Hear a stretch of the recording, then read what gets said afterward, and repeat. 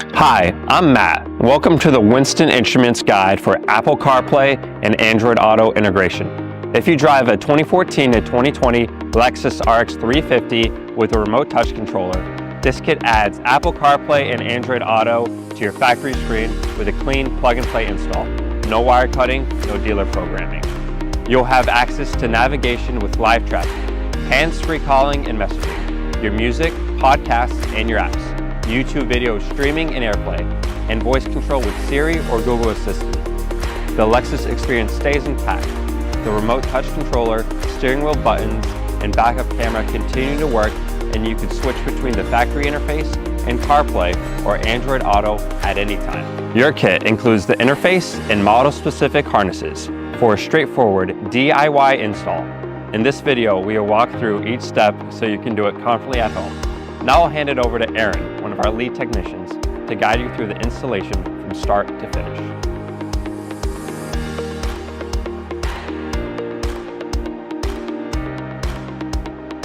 So for your first step, make sure your vehicle is powered on, shift into neutral, then engage the parking brake.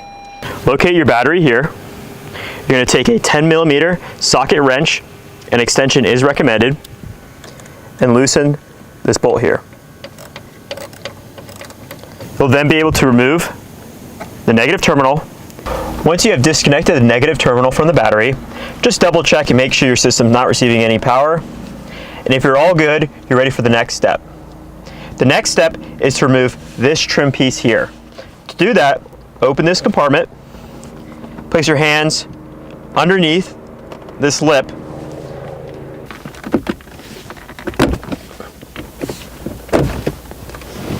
once the trim piece is removed, you're ready for this side.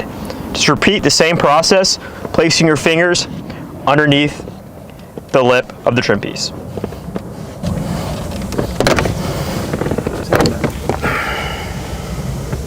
The next trim piece we're going to remove is this metallic trim piece here. To do this, simply place your fingers in here and firmly pull back to you. Move your hands as space becomes available to ensure you do not damage the trim piece. The next trim piece we're going to take off is the push to start trim piece located here. You can place your fingers down below in this low compartment and your other hand up here and gently remove.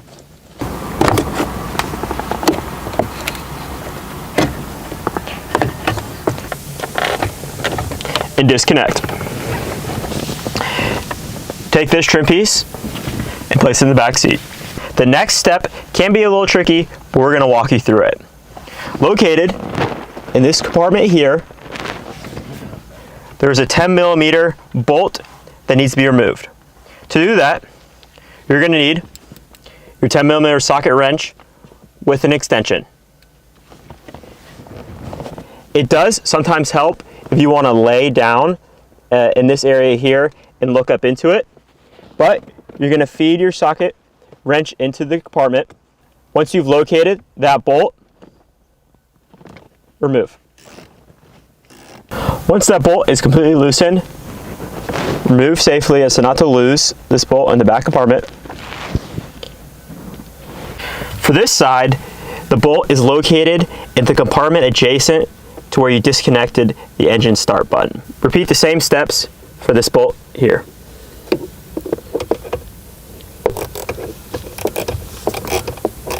And once loosened, remove the bolt.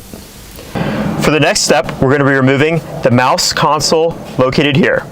To do that, place your fingers under the piece and jostle back and forth until it removes. You can also open this compartment to remove it easier. Once it's loose, pull back and up and disconnect the wire harness here.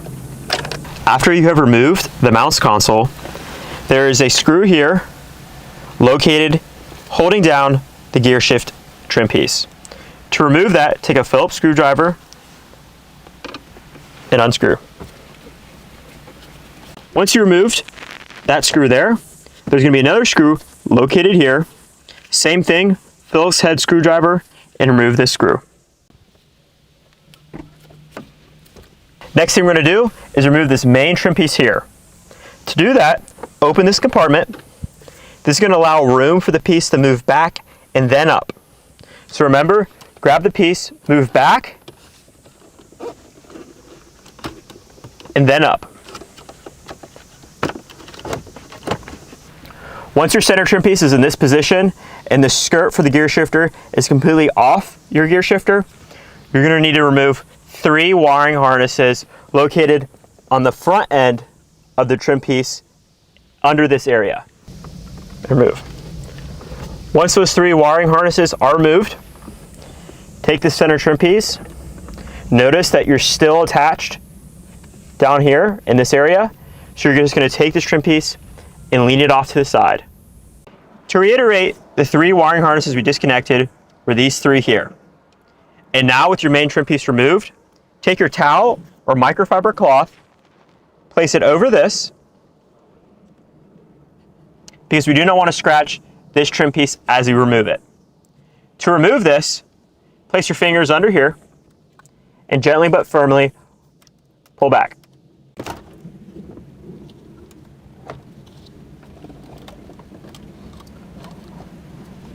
Once here, our next step is to remove this wiring harness at the top by pressing down on the release clip.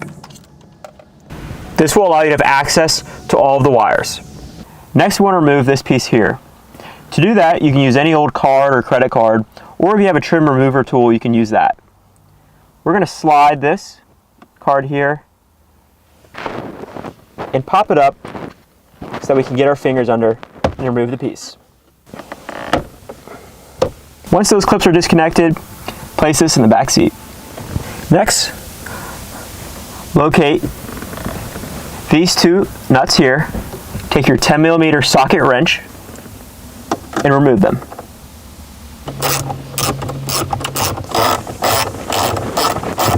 Next, after you remove those 2 nuts there, you remove the trim on the back of your screen. Just simply slide up, and that should be removed.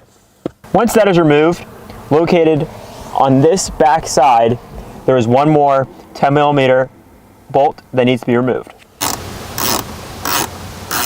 And remove. Now grab your towel or microfiber cloth, place it up here on your dash. We're going to take the display, remove, turning it around so we can access the back here. Next, take your Phillips head screwdriver. You're going to be removing one screw here and another here to remove this bracket.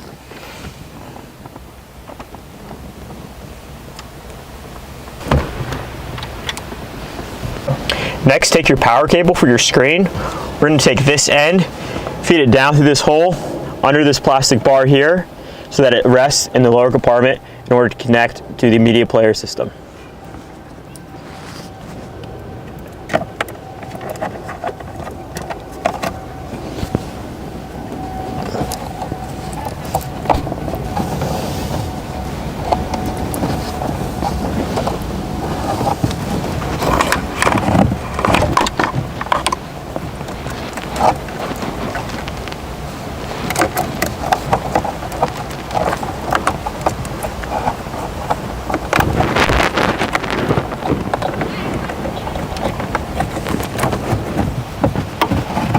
So now your wire should be located down here.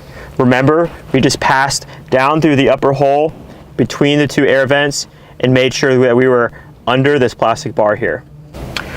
We are now going to look at the power cable on the back of your display. We're going to take the Winston Instruments female end, unplug the factory, plug it into the female, and then take the male end of your Winston Instruments power cable and plug it into your display.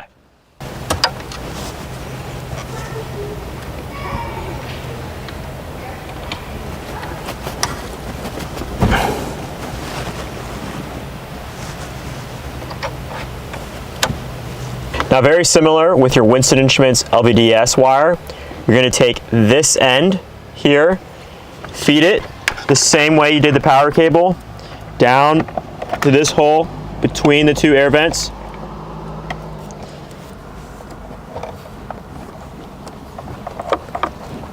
And under the plastic bar down here. Now, just like the other wires, it's hanging down in between the air vents, and we made sure that it is under this plastic bar here. Now we want you to locate this cable right here. And again, the same process. We have a male end on your Winston Instruments cable and a female end. Unplug this wire, direct it into the female end of the LVDS Winston Instruments cable. Connect. Now take your male end here and insert it into the blue port. Now locate your head unit here with your power harness cable attached, as well as your audio input cable that has the pink and blue wires going into it. We're going to disconnect both of these. To disconnect the power harness cable, push in on the gray lever and then get your finger underneath this lip here and pull up. Activates the lever here and allows you to disconnect the power harness cable. Now for your audio input cable here, grab a hold of the port, push down the white lever, and then just pull back, disconnecting. Now again, in a similar process to what we've been doing with the previous cables, you're going to get a female Winston Instruments power harness cable as well as a male. You're going to take the factory power harness cable, plug it into the female, and then take your Winston Instruments power harness cable and plug it into your head unit. Same thing for your audio input cable. We have the female end located here and the male end here. And now take the male end of the Winston Instruments power cable and insert it into your head unit. Now locate the audio input cable you disconnected, plug it into this female. Once that's connected, take your male end, plug it back into the head unit. Now we move the head unit here so that we'd have more visibility back into this lower compartment. You're going to take your 3.5 millimeter audio jack, and that was connected to your power harness, and you're going to lower it down into this back compartment. You can see down here, it's now visible. You're just going to pull it through, like so. Then take the audio jack. We're just going to place it into the hand compartment and leave it there to the end of the installation.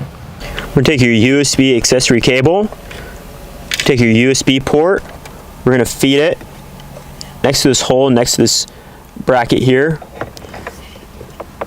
Feed it down, and then grab a hold of it on this end. We're just going to keep this here until the end of the install. Before we connect any of the cables, locate your dip switch panel here. If you are operating a Lexus that has the joystick, just check and make sure switches 2 and 4 are down in the on position. To connect your integration system, you're going to locate 4 cables. The first is the power cable for the system itself. The second is your power cable for your display. The third is the LVDS connection port here. And the fourth is your USB accessory cable here. First, take the power cable to your display and plug it into this port on the far right hand side of your integration system. Now take your USB accessory cable and plug it in to the port labeled video. Now flip the unit around to the other side, locate the port labeled LVDS, take the end of your LVDS wire and plug it in. Now take your Bluetooth antenna, locate your connector, and make sure you plug it into the RF cable connection port here.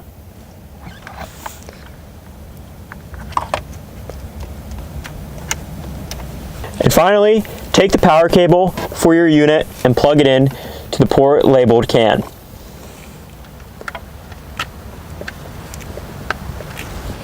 Now that your unit is all connected, you want to take it and we're going to place it as far back into this cavity as we can. You can move wires around as needed, but you want your unit to end up in this position as far back as you can place it so as not to interfere when reinstalling the head unit and console. Your wires are organized. Take your hazard connector port here and plug it in.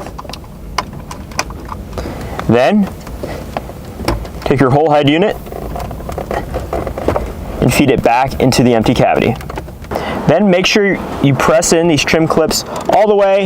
It will be a little tighter than when you started. That's just because you have more wires behind it.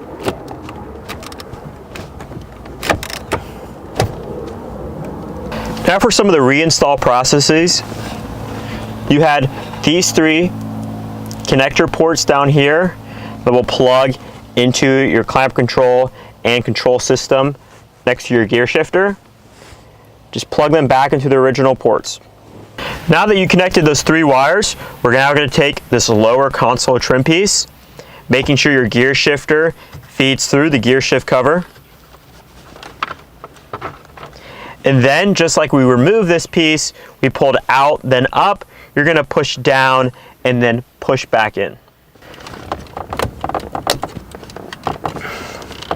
Once you hear it click, you know it's connected. Next, take your joystick wire. It looks like this. We're going to take this end, just feed it down in this compartment that would be below your joystick controller.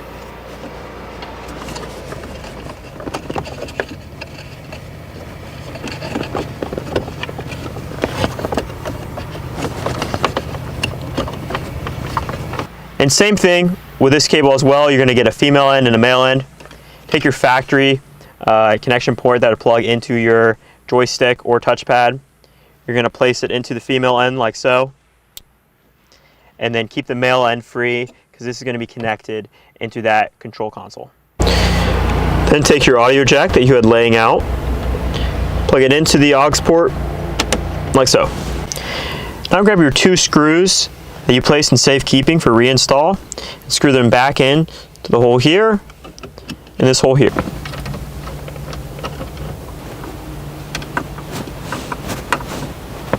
After those are screwed in, take your control console unit here, plug in the male end of the Winston Instruments cable into that port there.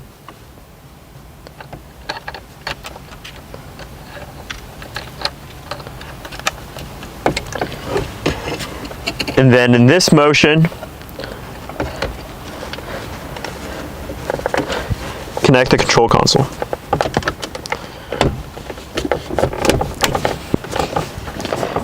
Once you make sure the brackets are aligned with the 2 bolts here, take your nuts and secure the display down.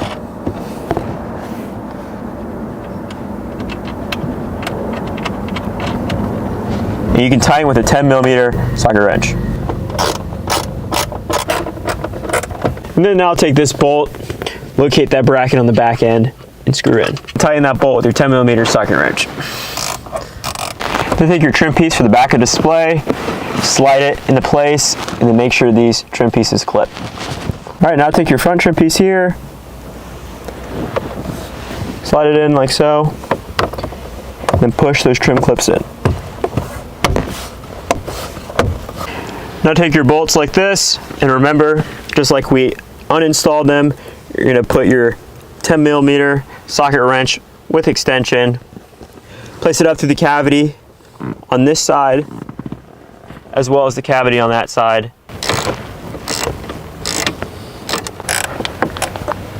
Next, tape the knob that goes on top of your shifter, screw it back on.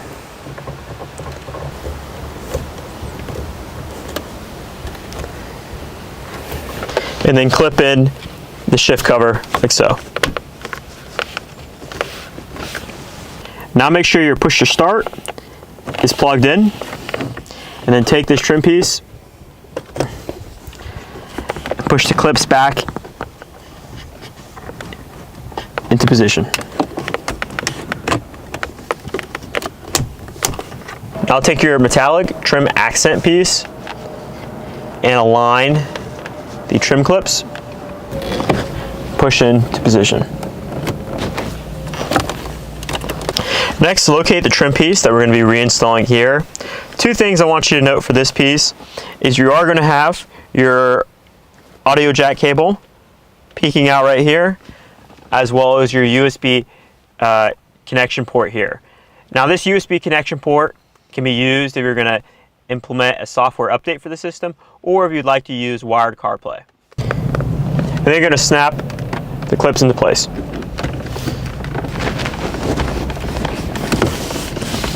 Double check, make sure your USB connection port is visible for wired CarPlay or software updates, and then also that your audio cable is plugged into your aux port here.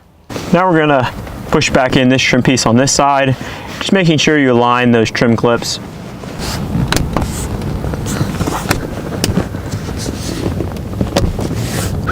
Then now for the final step, we're gonna reconnect the negative battery cable.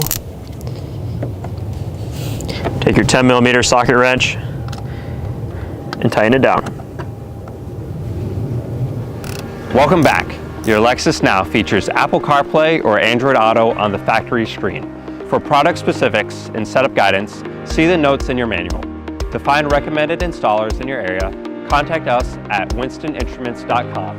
If you have questions or concerns, call us at 972-309-9020 between 10 a.m. and 4 p.m. Eastern Time, or email customer support at winstoninstruments.com anytime.